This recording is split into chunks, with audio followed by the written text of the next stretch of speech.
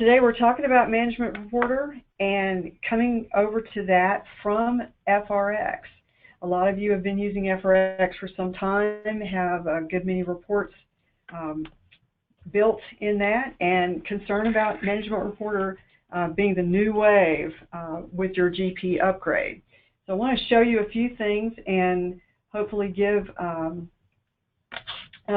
some comfort to the migration there. We're going to cover a few things. Why are we having to move off of FRx into Management Reporter?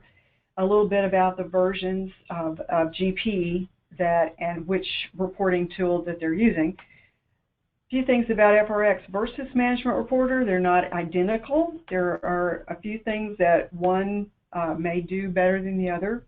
Some things that you can do as a user to prepare for this migration, and a few things that we handle on our end once we're doing the upgrade and the migration. I'll show you a little bit of a demo with FRx and Management Reporter, and then just recap some advantages and have a question and answer session. So moving right on into that, the reason that you're having to move off of FRx is that mainstream report support is ending for Dynamics GP20 for FRx with Dynamics GP 2010.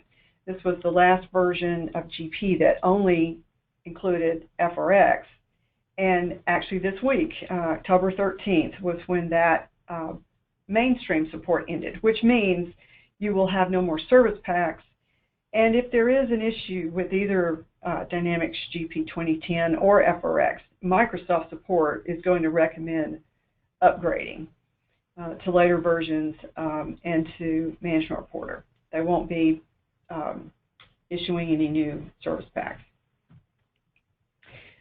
So Dynamics GP version 2013 that came out a few years ago included both FRx and Management Reporter. This was a transition version where you could sort of play with both. The current version that we're upgrading to and installing is GP version 2015, and it only includes Management Reporter. It does not include FRx. However, there is a migration tool. We've been using it with good success, and they've improved it since the very first version of Management Reporter a few years ago. So with Management Reporter, you get the data in a SQL database with increased security and stability for that. You get some Microsoft formatting and the ability to include images, logos, pictures, that kind of thing with your reports. You can generate those reports in groups that you can set up, and use a scheduler that you also set up so that they can run overnight, for instance, if you like. You can print or export to Excel from the viewer, which is included, much like what we call the drill down viewer in FRx, or you can use a browser. So there is a browser version of the viewer.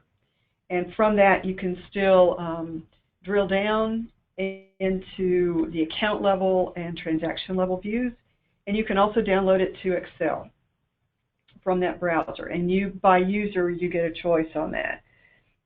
There is network security with Management Reporter, so an increased security there using network security as well as a login to each database.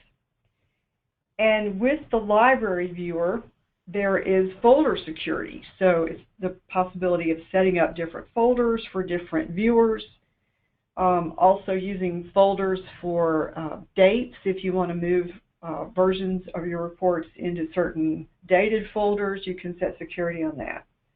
And also with Management Reporter in version 2015, Microsoft has opened it up to unlimited users. So there's no longer a limit on the number of users as there was with FRx and earlier versions of Management Reporter. FRx had a concept of chaining reports, which Management Reporter does not have. Management Reporter uses the groups idea to print multiple reports and generate multiple reports. FRx had the ability to print and email from the designer view, and we don't do that with Management Reporter. You generate it over to the library or the browser, and then you can print and email links from there. So a few things that you can do in preparation for this. One is just to be really aware of what reports you do use in FRx. There may be reports that you created as a what if or just testing that you don't really use and don't really need to migrate. So if you can remove them, that is a big help in the migration and allows you to just move on with things that you do use. So even unused companies, specification sets, which are the groups of formats, building blocks themselves. If you know that you're not in use, it's great to go ahead and delete them. So you can check and see in FRx, and I'll show you this in a moment, to identify if any of them are not associated with a report. So maybe a candidate for being deleted, but you do need to look at that pretty closely. If you want to keep formats, rows, columns, and trees that are not associated with current reports, we can keep them. We will have to create what we call a dummy report just so that they're associated. We can't bring over just a row, for instance, that is on its own. We have to have it associated with a report. That takes extra time in the migration. If we don't do that, they come over without the GL accounts, which is not very helpful.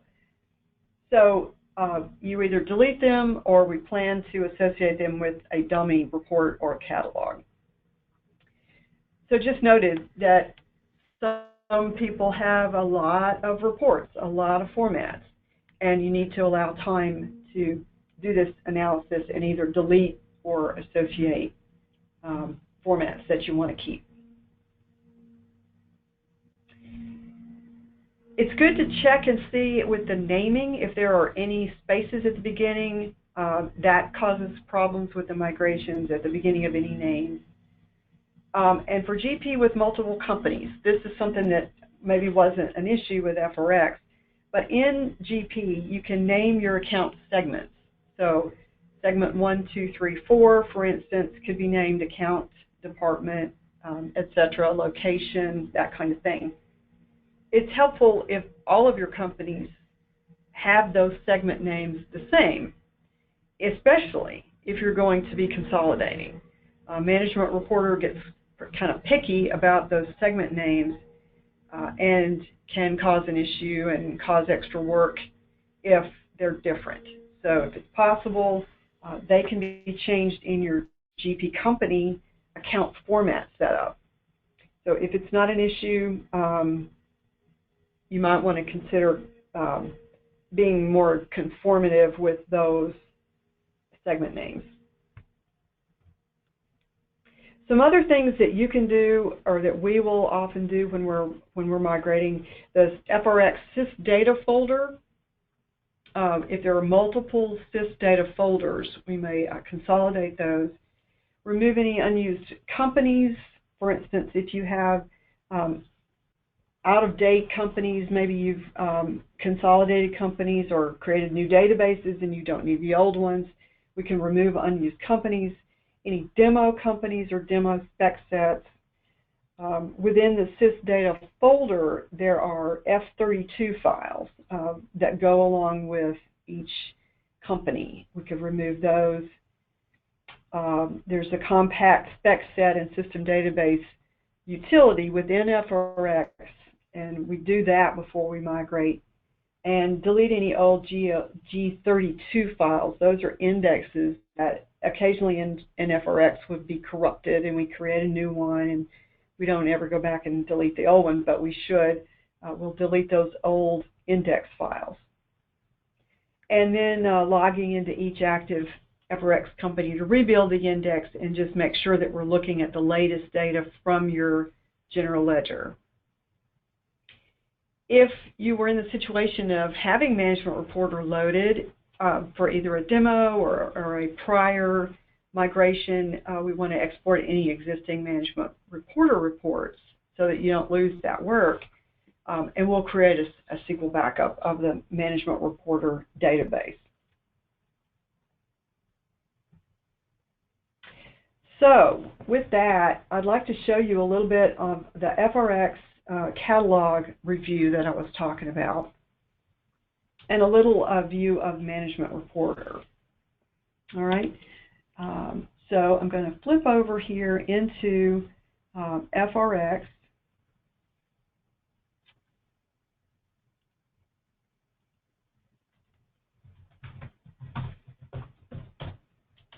All right, so you're familiar with this FRx sort of main page here, and the list of catalogs that shows up when you do this. You see the list of catalogs in your row, column, and tree layouts. So if you look at your row formats, there is a checkbox next to those for ones that are associated with specific catalogs. So the row formats, column formats, all of these are associated. If I look at the column layouts, those are all associated. And if I look at the trees, there are a few trees that are not, right? So in this case, if I'm no longer using these, it would make sense to go ahead and delete those formats. If I don't need to keep them, you know, if you would like to recreate them in Management Reporter, it's easy enough to just delete. On this catalog here screen, I can just delete that format. It will save time and effort in the migration if we don't have formats that are not being used. So just note that. If you have catalogs that you're not using, for instance, I have maybe a couple of different versions of an income statement here. If I know that I'm not using one, then I should delete that. Okay, you can delete the catalog, at which point you may need to revisit the row, column, and tree tabs just to make sure that now you don't have any unassociated formats.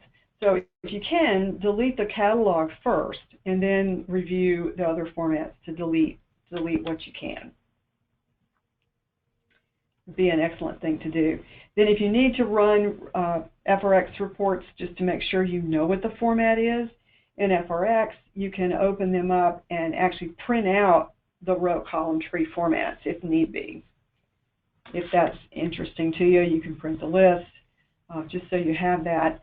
We definitely would back up the FRx format system folder. The recommendation from Microsoft is to save that FRx data for perhaps 6 months or so, just in case there's any formats there that you need to revisit so that you could recreate them in Management Reporter if need be. Over in Management Reporter, those of you that have seen this know that there's a little bit of a different interface. You have more of the buttons and the row, the ribbon idea that Microsoft, different products, Office and Word and things like that have been going toward for years. So it does look a little more like Microsoft. The report definitions here are your catalog. Those are the catalog formats. And then you have your row, column, and trees. When you migrate, these come over here in this list, and you'll see those things. You may see red icons over some of these icons, indicating that there would be a migration error. So it's possible to have that. I'll show you one, for instance, if we look at this P&L details current year to date, we have the basic catalog or report definition screen here indicating the row, columns, and trees that came over here.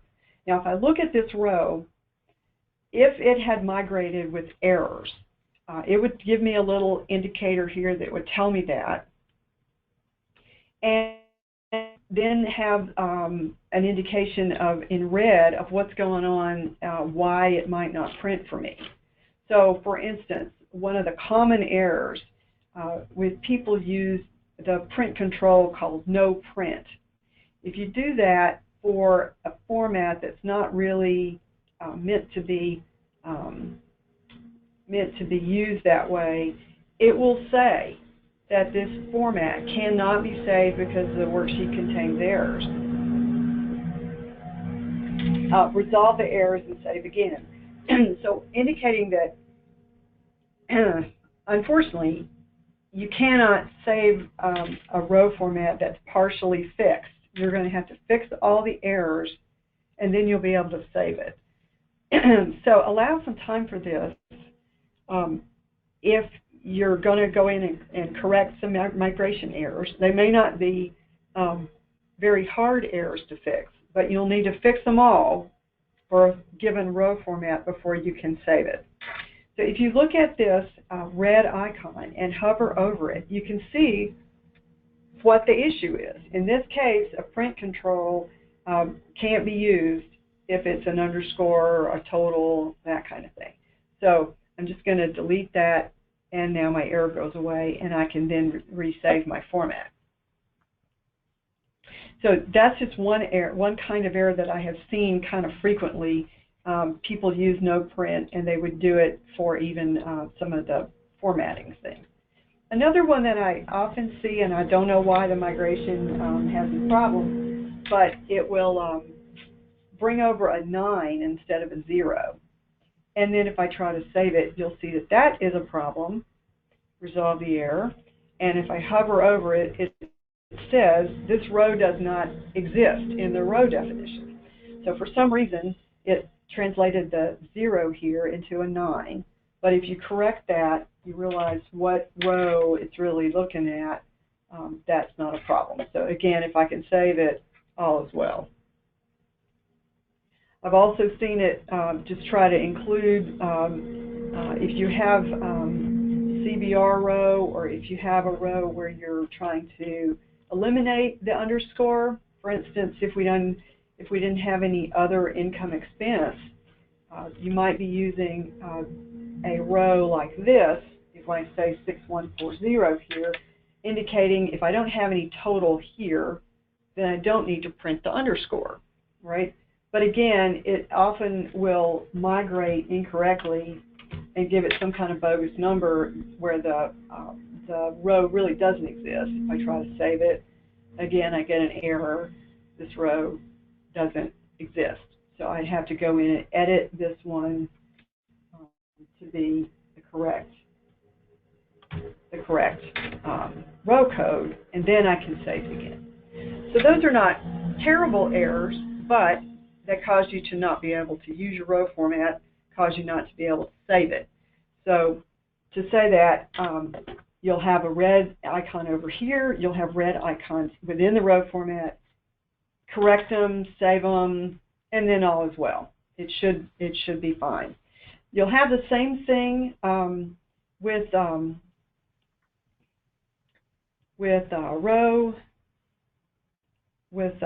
layouts. Oops, go back up here. The same thing can happen with a column layout. I've seen it happen where if you're running a trend report, for instance, and you have multiple columns, and you just said something like it was going all the way from period 1 to the base period, it may have you recreate that sort of formula here. So you be aware of formulas. Again, if you see a red icon, you can hover over it, and it will tell you basically what's wrong with it. And then the good test is if you can save your column layout, you're good. With tree formats, oops, let me go back here. Did I get out of it? Sorry. I get back to my, yep, I'm running it here. Nope, I closed it. Let me go back here and open this again. If I go back to my column layout, my tree layout on this one,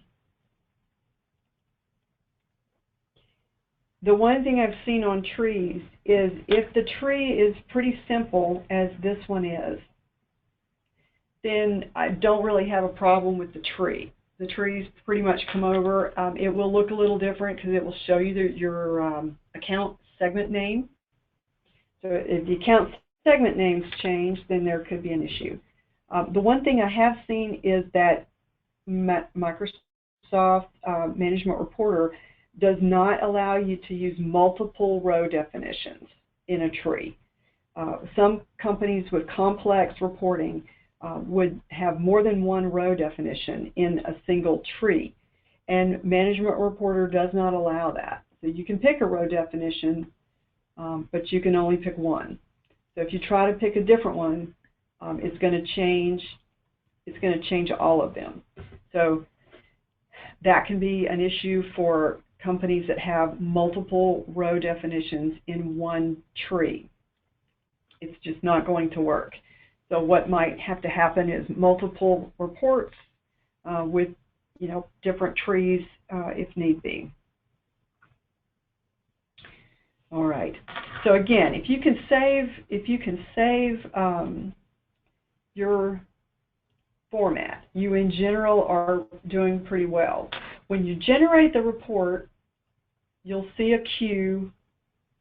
You'll see a queue come up, and that's normal. There's a queue here. It'll say queuing.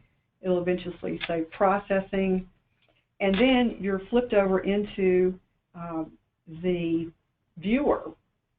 So once you're in the viewer here, you'll have your report. You can still drill down if you had it set up to drill into the account level detail or the transaction level detail. You still can drill into those things. So here it is popping up with my new report. All right, here's my library data. Being able to drill down all the way down into the account level detail, or even into the transaction level detail. You still can export out to Excel from here. You can also use the Microsoft XPS viewer, which is a little like a PDF viewer. It's not something that anybody can edit as they could with Excel. You can print from here, and you can email from here, although it is just, as you see, just sending a link. It is not really using your Outlook, I guess, to send the report. They would be sending a link that could be set up with SharePoint. If you're already using SharePoint, you can understand that there's some complexity with that. There is also some advanced security with that, which can be a good thing. But the more typical thing is to be able to print this out to a PDF, for instance, and email from there. All right. I'm going to step back to my PowerPoint here. All right. So we saw a few common migration errors. The other thing, let's see, hold on. There we go. The other thing on the uncommon migration errors, the one thing I've seen is the tree where people were not aware it would not do the multiple rows. The other uncommon migration error is that it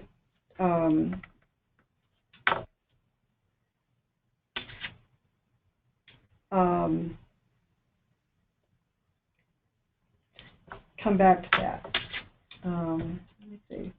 We go back to the security, the advantages here, the security, the formatting, the ability to do formatting with Microsoft, the normal Microsoft things like fonts and colors and images, things like that. You can also do comments in the actual viewer. So if we go back to the viewer here, there's the ability to click on a row here and add a comment about that. So maybe for those sales, great sales months, that kind of thing, you can add a comment to that row and then have a little icon there that will follow this particular version of this report Even if you export it to Excel or perhaps print it, those comments can follow along with that row. In the report library, I mentioned that you could have various folders here. Under the library, you can easily add a new folder.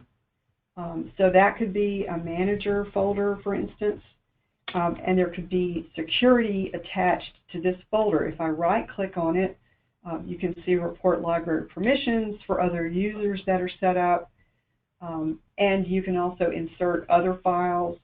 You can move some of the versions that you've already run into those folders. So you could have folders, for instance, by dates, by month, or by user. So as you create reports and generate them, you'll see a date over here. If I look at this one, I can see the versions here on that and be able to pull a certain version into a certain month. So as I run these,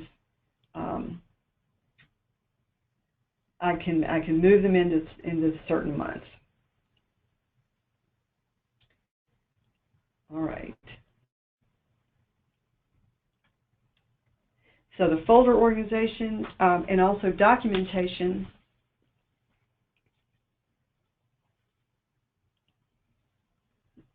Documentation there's very good help with the Microsoft Management Reporter. The help has various links. You can do searches as well. And I've also found on the internet that there are a number of resources. If you just search on Management Reporter and certain issues, I've even seen YouTube videos of how to work Management Reporter as you're learning how to use it.